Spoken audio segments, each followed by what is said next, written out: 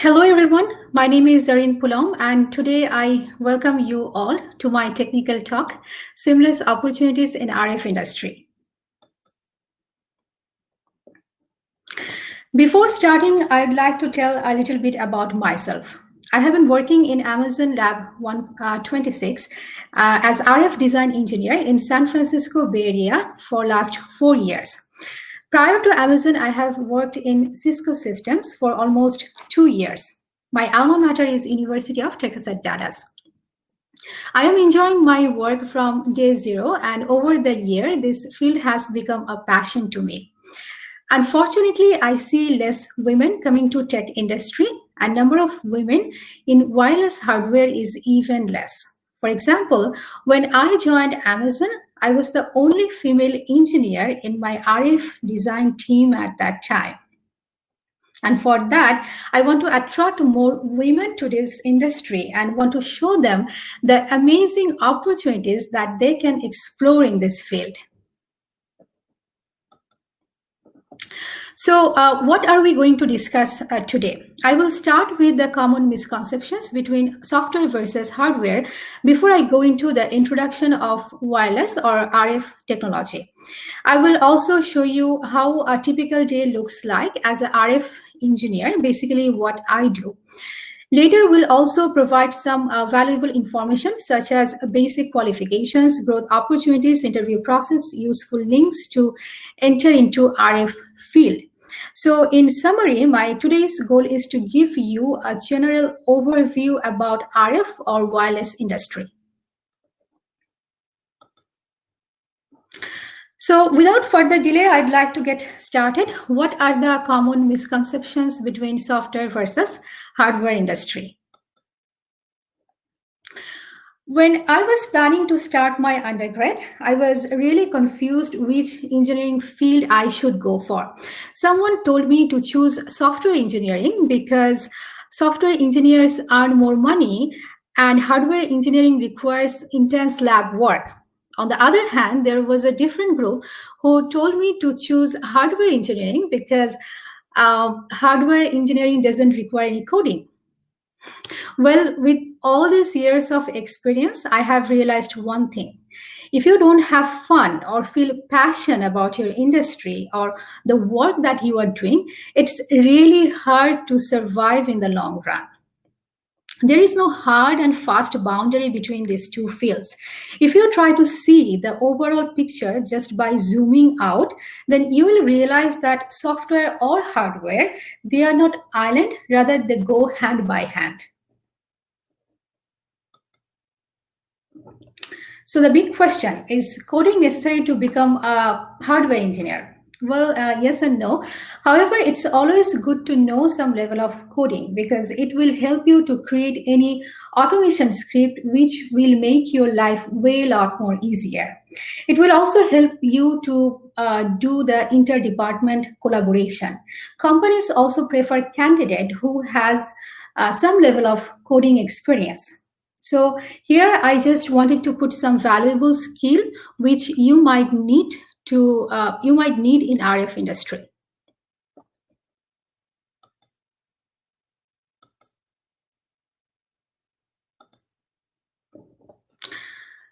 How many of you have seen the British TV series IT Crowd? If you remember, there are two guys, nerdy guys, Moss and Roy, who work in IT department of a big company.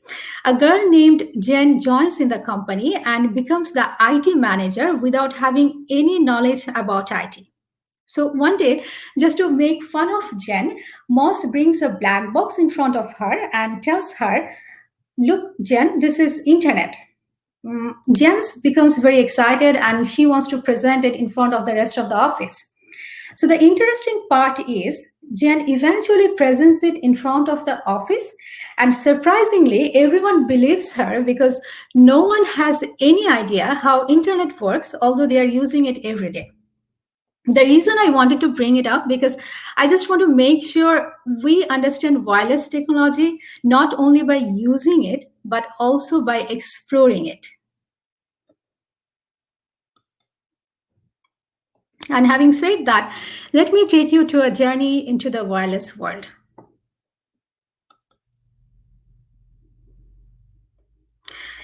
I wanted to show you some familiar pictures where we use the wireless technology in our day-to-day life, and I'm sure most of you are familiar with all of them. So, how old is this technology? It's surprising to know that this technology is almost 200 years old, where so many innovation is still going on. In the mid of 19th century, a Scottish physicist, James Clerk Maxwell, invented the theory behind wireless communication. By the way, he had never seen a radio because they didn't exist at that time.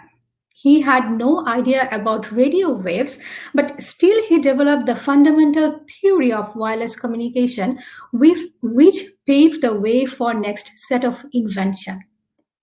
But who actually invented wireless technology? It's still a debate. Many people think it's Nikola Tesla, the futurist, but Marconi is the one who first sent a radio telegraph transmission through English Channel. In 1901, Marconi managed to send a Morse signal 2,200 miles across the Atlantic Ocean using a 500-foot antenna. Just to imagine how big the antenna is, think about the antenna we are using nowadays in such a small form factor like cellular phone. Or you don't have to go that far. Just think about 10 years ago when we used that tiny small antenna in our cell phone, and nowadays we don't see them at all. So, I mean, what happened? Did antenna vanish or something else? Well, that's something I want you to find out after today's session.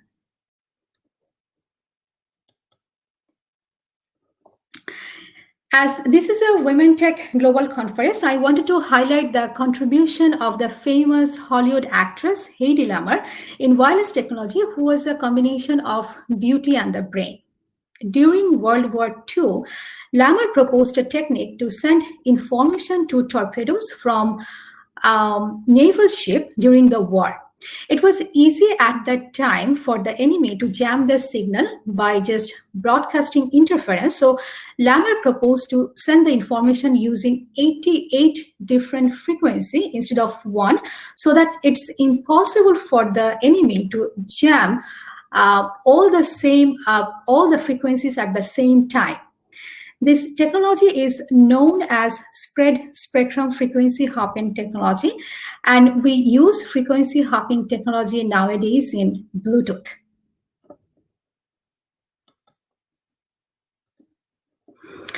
So what is the exact reason to go for a wireless technology? As you see, wired technology is more secured and it has faster speed. However, the big advantage that wireless network brings is its mobility and freedom. Here in this slide, I try to mention some of the common wireless technologies that we use in our day-to-day life. And I'm pretty sure most of you are familiar with almost all of them. Let me actually use my laser point here. For example, we use 5G and LTE, which is for cellular technology, Wi-Fi to connect with the internet, Bluetooth to share data or stream music, GPS for the navigation purpose, and I'm sure you all know about FM radio as well. RFID, which stands for Radio Frequency Identification Device, is mainly used for tracking purpose. As an example, you can think of passport and toll tag, where we use RFID. Radar is used in navigation, aviation, and in different military application. We use automotive radars to detect the speed and vicinity of objects, speed and range of the objects in the vicinity of the car. This near-field communication is used for contactless payment systems, such as you can think about Apple Pay or Google Pay. Narrowband IoT is a low-power wide area network, LPWAN technology, which is designed to let the IoT devices operate via cellular carrier networks. And for example, you can think about soil pH monitoring in rural agriculture area, or smart parking meter where you don't have the demand for huge bandwidth and latency.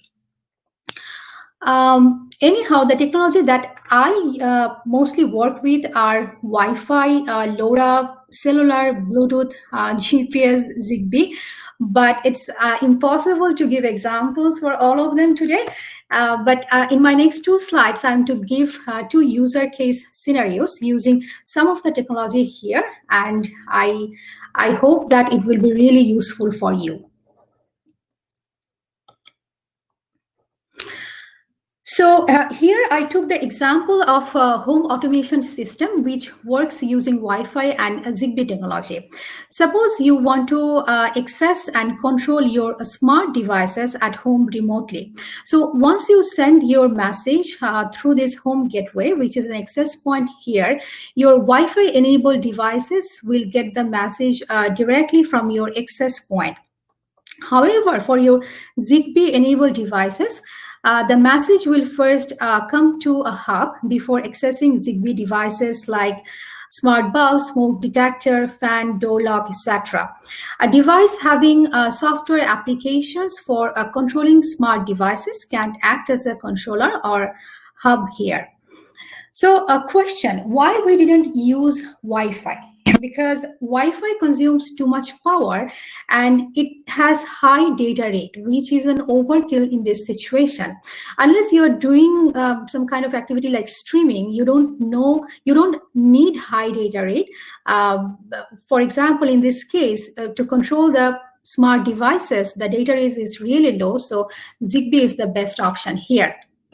The reason we didn't use Bluetooth, because Bluetooth can connect up to 7 devices, where Zigbee can connect to 240 at max in practice. So in short, Zigbee is an open global standard which is secured and is used for very low cost, low power, and low data rate devices.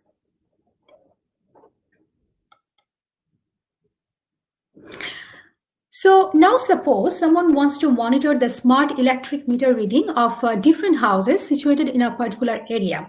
And for that, you don't need high data rates. All you need is long range. And here comes the new technology, LoRa, long range LPWAN, low power wide area network technology for Internet of Things. The advantage here is low data rate, very low power, and long area. So in this slide, basically, I try to summarize of different wireless technology that I have talked so far. It's a nice and easy comparison of different technology based on their data rate and range. For example, if you see this LoRa and NB IoT, they cover long range, but they have low data rate, whereas Wi-Fi has higher data rate, but comparatively shorter range.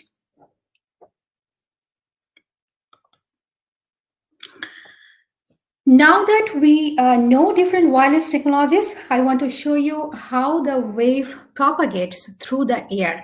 And you'll be surprised to know that wave propagation is nothing but the propagation of electromagnetic wave, means the propagation of electric and magnetic fields where this field are perpendicular to each other. For example, if you see this picture, the electric field is in Y direction, the magnetic field is in Z direction, and the propagation of wave is in X direction.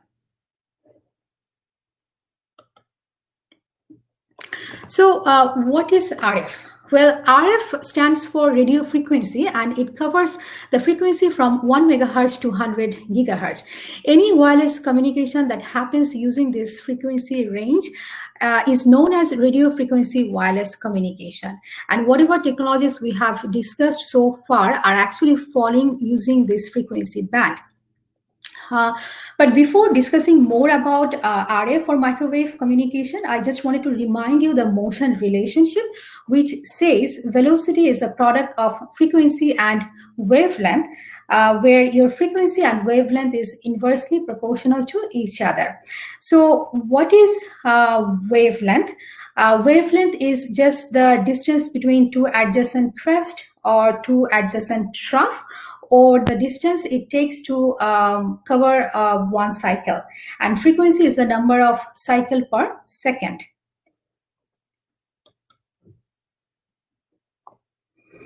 So this is an electromagnetic spectrum. If you follow the circle that I highlighted here, you will see that the radio and microwave is actually falling within 1 megahertz to 100 gigahertz. The more right you proceed, your frequency gets higher and your wavelength gets shorter. If you remember in the last slide, I was telling that frequency and wavelength, they are inversely proportional to each other. So higher the frequency, shorter the wavelength. And now, if you recall, in one of my earlier slides, I was talking that Marconi used 500-foot antenna for his experiment. So this antenna height is directly proportional to the wavelength. And we know that wavelength and frequency, they are inversely proportional. So by keeping all these things in your mind, you can now, I think, answer the question that why the antenna size is getting shorter day by day. But yeah, of course, there are other factors too.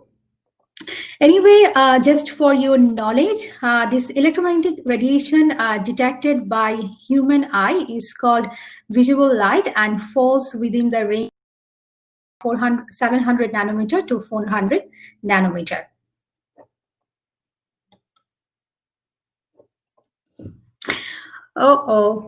Don't get worried to see this slide. I just wanted to show you how United States frequency allocation looks like. Frequency bands are not free of cost. You have to get the license and follow certain regulations to use that. Even in unlicensed band, while transmitting, you have to follow rules because usually the unlicensed band are very crowded and interference can occur often. For example, technology like cellular, Wi-Fi, Zigbee, Bluetooth, they all fall in this frequency band, which is 300 megahertz to 3 gigahertz, where Wi-Fi, Bluetooth, and Zigbee, they fall in ISM band, 2.4 gigahertz ISM band, which stands for industry, scientific, and medical. And it's a very, very small, tiny section here. I know it's hard to see. Sorry for that. So as we got to know about a frequency band, now we will get some idea how the transmit or receive of a signal occurs wirelessly using a particular frequency band. This is a basic block diagram of RF transmitter and receiver. In layman's term, the main purpose of the transmitter is to transmit a strong, high power and clean signal so that the receiver can receive it. To make a signal strong and to increase the power, we have to use some active circuits like mixer and power amplifier in the transmit side. Once the signal is received by the receiver, we follow a reverse process to retrieve the original signal.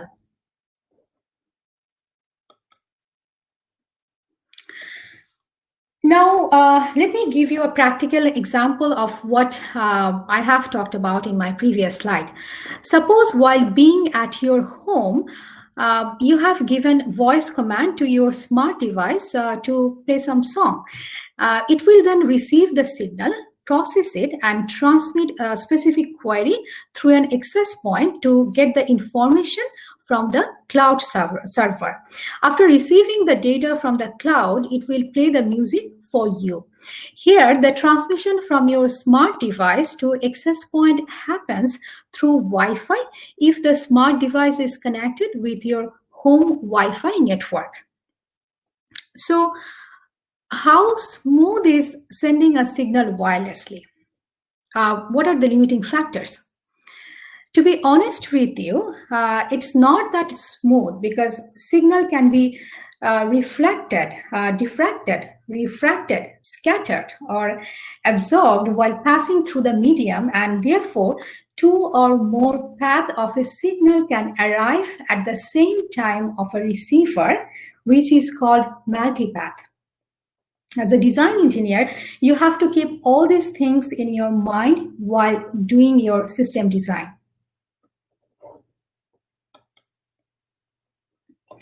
Now let's discuss about some interesting topics here. So exactly what happens when everyone starts talking? No one understands no one. Have you ever thought of how do the multiple wireless devices around you manage to coexist?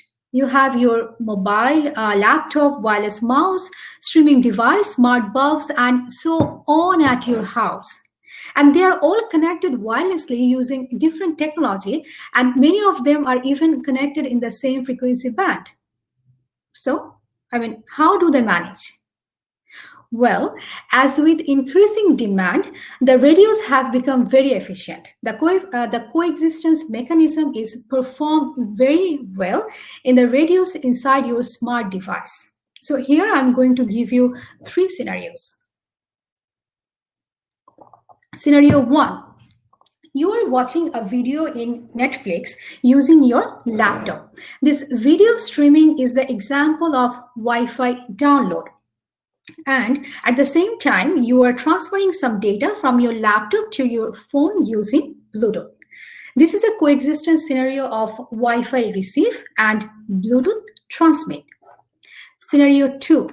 While playing some music using an Echo device, you give it instruction to turn on one of the smart bulbs at your kitchen.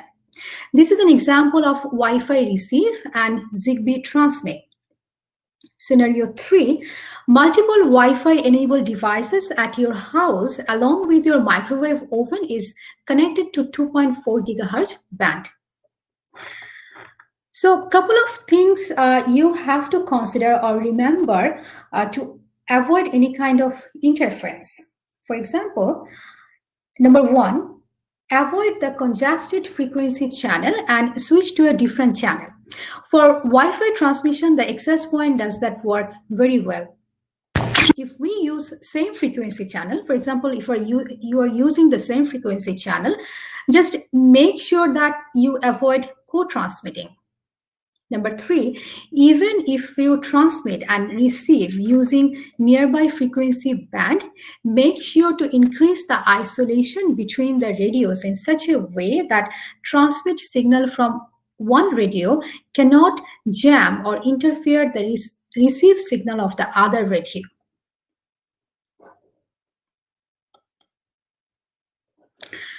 So in this slide, I just wanted to put out a summary of what things we might need to consider while doing RF transmission. I couldn't cover most of the item here because of the time limitation, but just feel free to search online. You can join a free webinar, or you can check the link that I am providing at the end of my presentation today.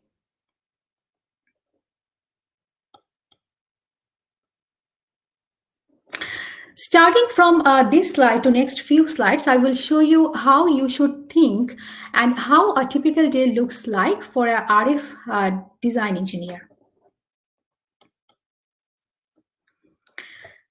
Being in the consumer electronics world, my end goal is to make my customer happy. So often the thinking process starts from the end goal, finding out the need of my customer and then working in a reverse direction to see how we can manage it. For example, think about the smart lights or switches. Somebody had to feel that it would be nice to control them remotely, and that's why it came to the market. So once we know the customer demand, then we need to check if we have the technology to develop that demand. If yes, then we have to do some cost estimation so that we can deliver this product within a reasonable price to the customer. And finally, we have to schedule and allocate resources to make this happen. As an RF engineer, you must need to see this big picture so that you can work efficiently.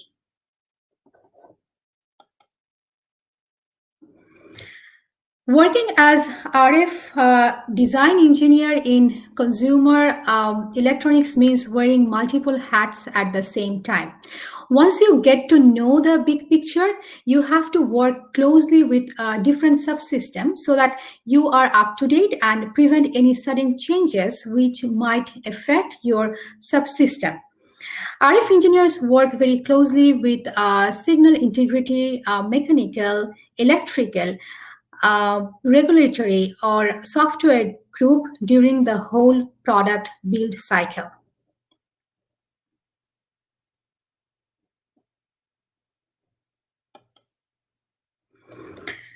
As I said earlier, working as RF design engineer means engaging yourself throughout the whole build cycle of a product. It is highly recommended to know your design and predict beforehand. And to know better, you have to do a thorough analysis. Starting from involving yourself in the architecture, you have to design and simulate to get an idea of the performance. And once the design phase is done, you have to make sure to do the test accordingly and prepare your devices for compliance testing.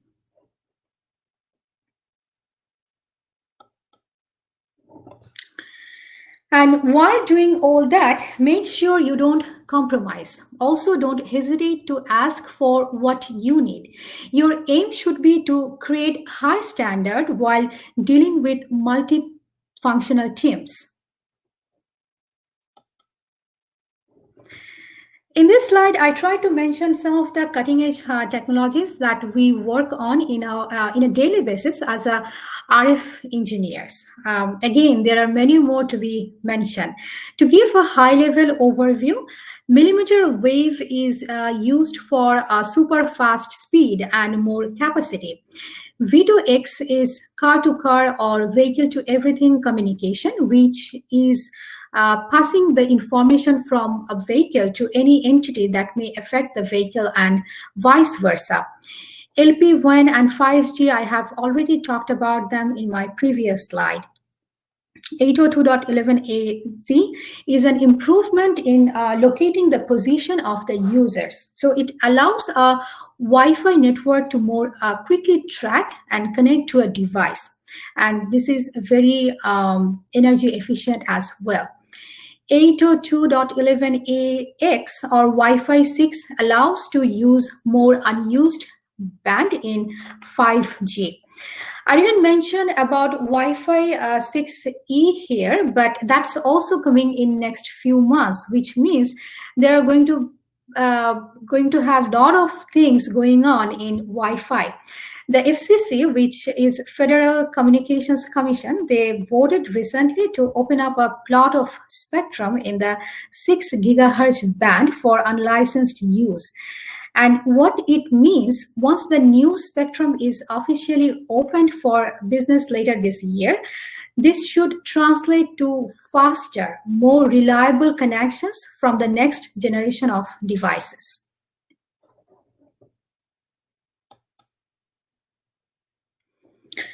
As a RF engineer, you will spend a good amount of your time in lab work, testing and validating your devices. So here I just tried to show you the variety of equipments that we use in our day-to-day life. For example, we use a light point, spectrum analyzer, oscilloscope, network analyzer, call box for the device testing. We use the coaxial cables, connectors a lot while testing, and this anechoic chamber is used for any kind of radiated measurement.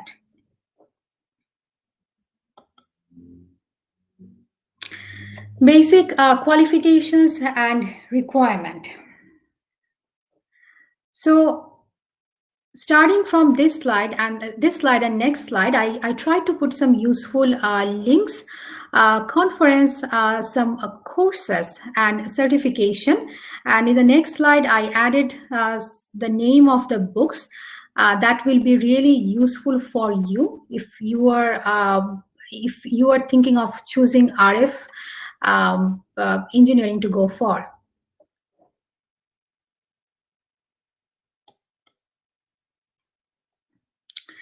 Career growth and opportunity. The job as a wireless or RF engineer, it's very challenging as well as it's very attractive. The good thing about working in consumer electronics is it's not only your system, but you get the exposure to know other subsystems and as well. And further down the road, you can become a hardware director or VP for the whole org.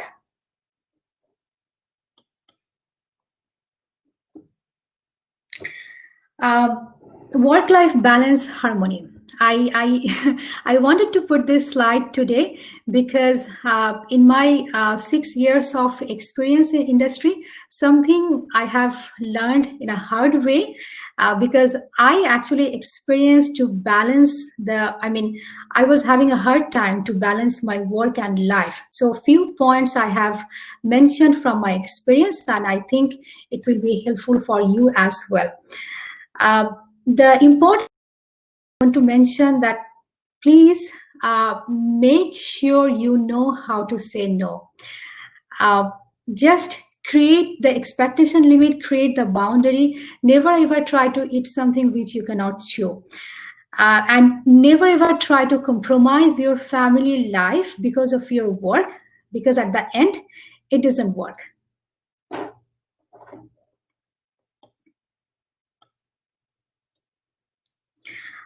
Actually, one more thing I wanted to mention in my previous slide, because as we are focusing in hardware engineering, I just wanted to mention that as a hardware engineer or RF engineer, we spend some amount of time in lab. So make sure you do the balance between your work and life, even though you're going and working in the lab.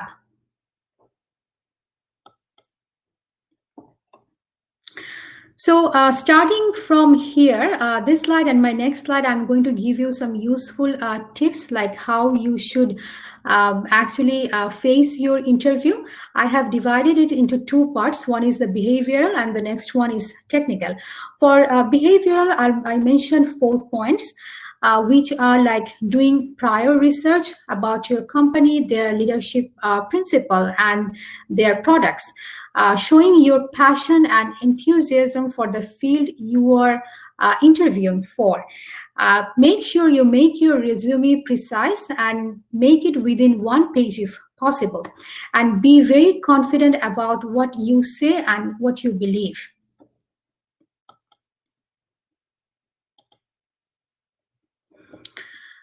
For the technical side, number 1 is like focus on strengthening your basic, because that's the fundamental thing you have to work on. Listen first, try to understand what the interviewer is asking, and then you give your answer.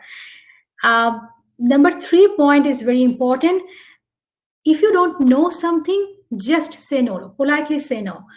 Do not try to mislead the conversation or confuse the interview board just because you don't know it, because it will create a negative impact in the long run.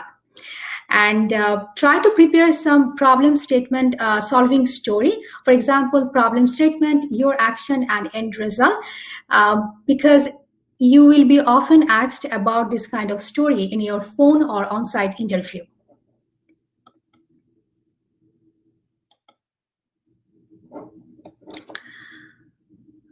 Companies looking for RF engineer. Well, I just try to mention a few of them, but again, there are many companies who are looking for RF engineers. Just Search LinkedIn or any kind of job site like Monster, Indeed, and you will see there are a lot of opportunities.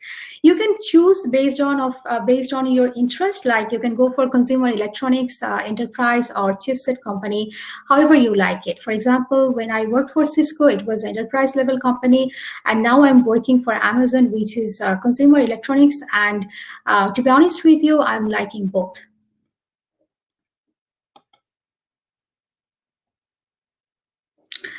Well, that was all I wanted to present today. I hope this wireless journey that I shared will be an encouragement to you.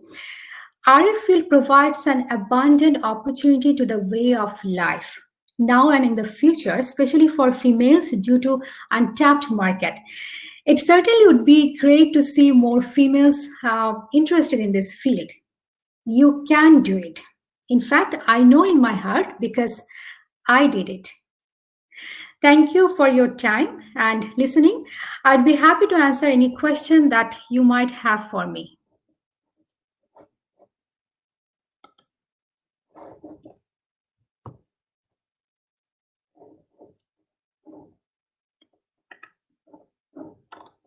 Let me see the question.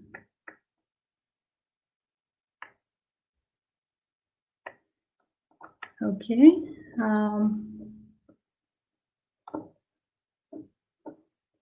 What are the challenges and how did you face them in the process of securing a job, since number of jobs in RF wireless space are comparatively less than software jobs? Well, as I said, there are a lot of opportunities. So don't think about securing your job. Just love your field. I mean, feel the passion and feel the fun, and you will see that the opportunities, they are coming towards you. You don't have to go for them.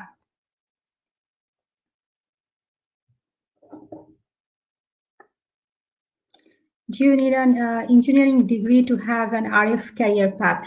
Yes, you need an engineering degree for that. What more important technical or personal aspects to succeed as RF system? So you have to know RF. I mean, RF, it's not about RF, it's actually true for every path, every kind of engineering you are going for. As I said, like it needs a lot of dedication and hard work. So first make sure that you want to go for that field, not only just you want to make more money or it's a prestigious job. Make sure you love your field. Once you love it, you will see that things will come. Things will come for you. I mean, you don't have to go and search for them.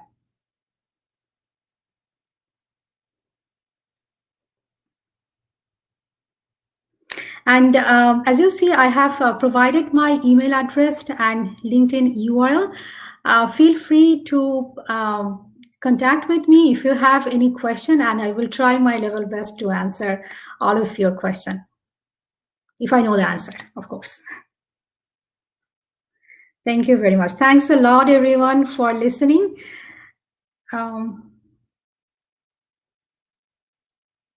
Okay. I think that's all the question I have seen here so far. So yeah, again, feel free to connect, and we will see. I mean, we will go from there. So thanks everyone for listening. Be safe, stay safe. Thank you.